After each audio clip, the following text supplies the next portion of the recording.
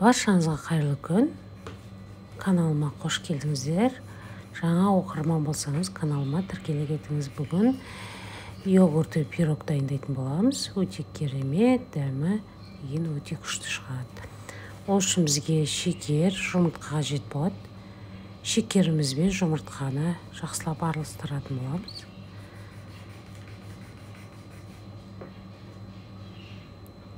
Содан соң ұнымызды ситадан өткізіп дайындап қоямыз.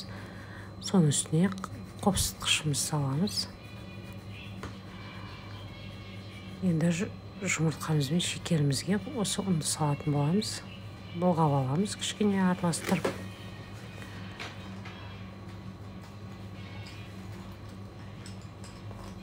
Содан соң тоңазытқыштан шыққан салқын маргаринімізді осылай теркіден өткізіп,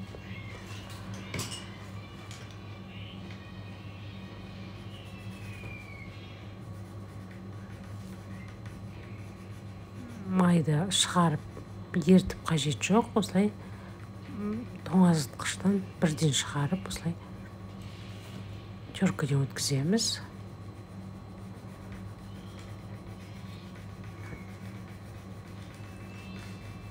Теркіге осылай май жабысып қалып жатса, осылай ұнымыз түсіріп аламыз майын.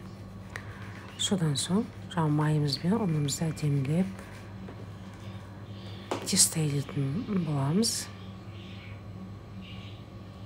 Майымыз міндетті түрде 60%-тен жоғары болған жақсы. Өйткені піскен кезде тестамыз өте жұмсақ, нәзік болып, керемет болып шығады. Мінекей осындай жұмсақ тестамыз шықты. Енді әзірше кішкене холодильникке сала тұрамын. Оған дейін начинкамызды дайындап аламыз. Начинкамызға бірінші сгущенканы құйып аламыз. Сгущенка сапалы сгущенка болған жақсы. Менде 3 желаниянікі, немесе осындай міне цельная сгущенный с сахаром. Осы жақсы негізі. Содан соң 2 жұмыртқамыз салып, сгущенкамызбен жұмыртқамызды араластырып алатын боламыз.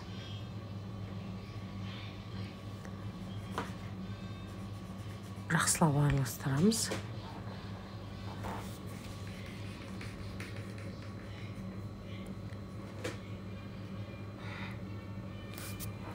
Енді жаңағы жақсылап араласқан сгущенка мен жұмыртқаға қаймағымызды қоса аламыз. Қаймағымыз міндетті түрде 20 немесе 25% болу қажет. Осылай венчиктің немесе лопатканың көмегімен осылай жақсылап араластырамыз. Ешқашан миксермен істемеңіз. Қаймақты араластырмаңыз. Содан соң 1 қасық кукурузный крахмалды салып, жақсылап араластыратын боламыз.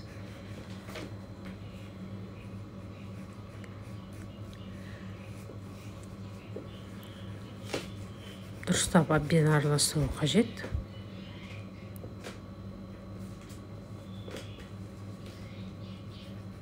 Мінекей болды, араласып. Енді живой йогурт, менде персик, осыны салып, живой йогурт ешқандай дәм қосылмағаны бар, соны да салуыңыз болады, немесе осындай персикпен салуыңызға болады. Менде живой йогурт, каждый 100 граммнан 3 йогурт салдым ішіне. 3 немесе 4-еуін салуыңызға болады.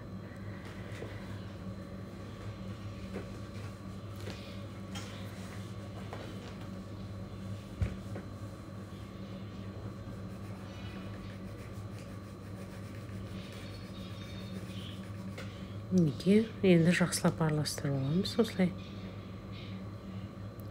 Енді жаңа тоңазытқыштағы тестамызды алып шығып, жайып шығатын боламыз. Жайған кезде бір жағы жұқа, бір жағы қалың болып кетпеу қажет. Бүкіл жері бірдей пісу үшін, шикі болып қалмас үшін мінекей осылай жақсылап жайып аламыз.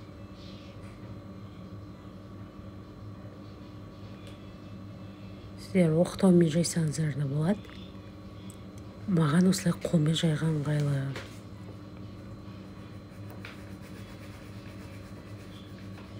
Бірінші жан бортиктерін істеп аламыз, содан соң ортасын келтіретін боламыз.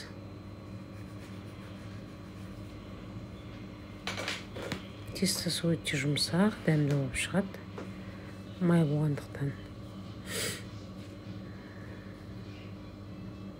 Неке бортиктерін жасап шығамыз. Егер әдейі неңіз формочкаңыз әдейі теста болса, өте әдемі болады. Жаны не болып, волнисты болып, әдемі болып тұрады жаны. Менде кәдімгі тортқа арналған. Осылай.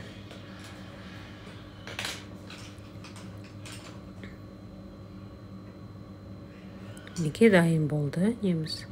Біз енді соның ішіне начинкамызды қойып шығамыз. Осы кезде пешімізді алдын ала қыздырып аламыз. Пеш қызған пеш болу қажет. Описание бөліміне қанша градуста, қанша граммнан салатын жаза кететін боламын. Енді осы начинкамызды құйып алғасын, жанына демілеп, келтіріп соған басып аламыз, соған келтіріп. Жандарын басамыз осылай. Начинкаға келтіріп. Содан соң жаңағы салмасына үйде малина болса, клубника болса, любой затыңыз салуға. Менде малинаның қатқан түрі болған жоқ. Осындай варенье түрінде болды. Міне соны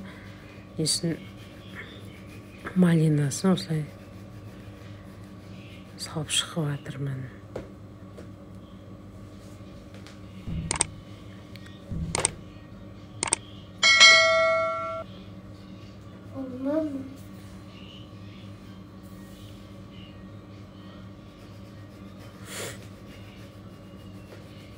Осылай салып шығамыз. Каждыйына.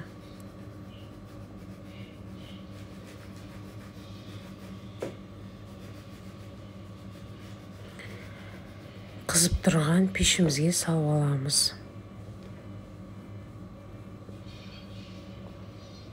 Пирогымызды. Осындай керемет, дәмді, нәзік пирог шықты. Ұнаса каналыма тіркеле кетіңіз. Барлықтарыңызға ас болсын.